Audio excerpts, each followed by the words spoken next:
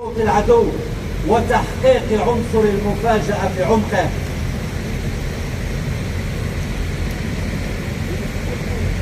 أمامكم عند المنصة الشرفية سرية المدفعية الصاروخية SR5 متعددة المهام، تتميز بالفعالية والقدرة النارية الكثيفة مع ميزة سرعة الحركة والمناورة في مختلف مسارح القتال.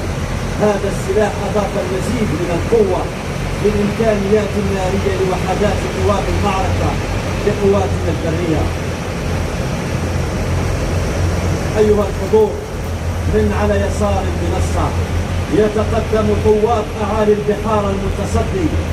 هذه السفينة التي تجوب المسافات لتأمين الحدود البحرية، بإمكانها كشف وتدمير كل الأهداف المعادية السطحية والتحت مائية وكذا الأهداف الجوية.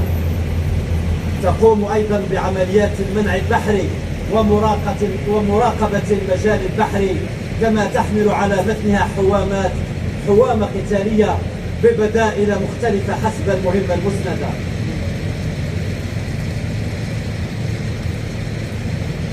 أمامكم سرية المدفعية الصاروخية سماش PM30، تعتبر سلاح فعال ذو قدرة قتالية عالية، يعمل في جميع الظروف المناخية، ذو قوة وكثافة نيران والنظران الكبيرين، يتميز بالقدرة التكميلية الهائلة للتجمعات المعادية في العمق وإسكات القوى البشرية والوسائل المائية المعادية في مناطق التمركز وأثناء المسير.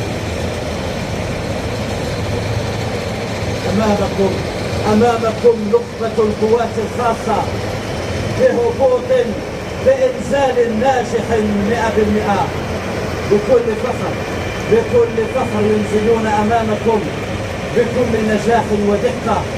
هذا القصف النظامي يحتاج إلى درجة عالية من الذكاء والدقة الكبيرة ومهارة في التحكم في المظلة على علو يصل إلى 8000 متر. أمامكم عند المنصة الشرفية أيها الحضور سرية قاذف اللهب التي تم تصميمها على هيكل دبابة T90، وهي سلاح فعال ذو قدرة قتالية عالية، يعمل في جميع الظروف المناخية، من مهام لتدمير الوسائل النارية والعتاد المعادي وتخريب التحسينات وتدمير وإسكات القوى البشرية المتواجدة في العراء والملاجئ.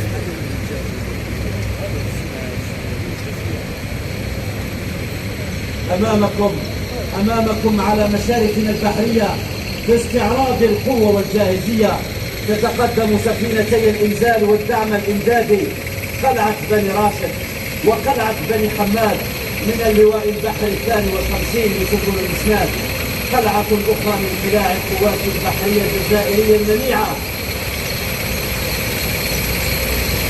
ننتقل بكم أيها الحضور، إلى نوع آخر من التأمينات القتالية، وهو سلاح الدفاع الجوي بكل أنواعه، من مدفعية وصواريخ إضافة للطائرات والتي يملكها الجيش الوطني الشعبي.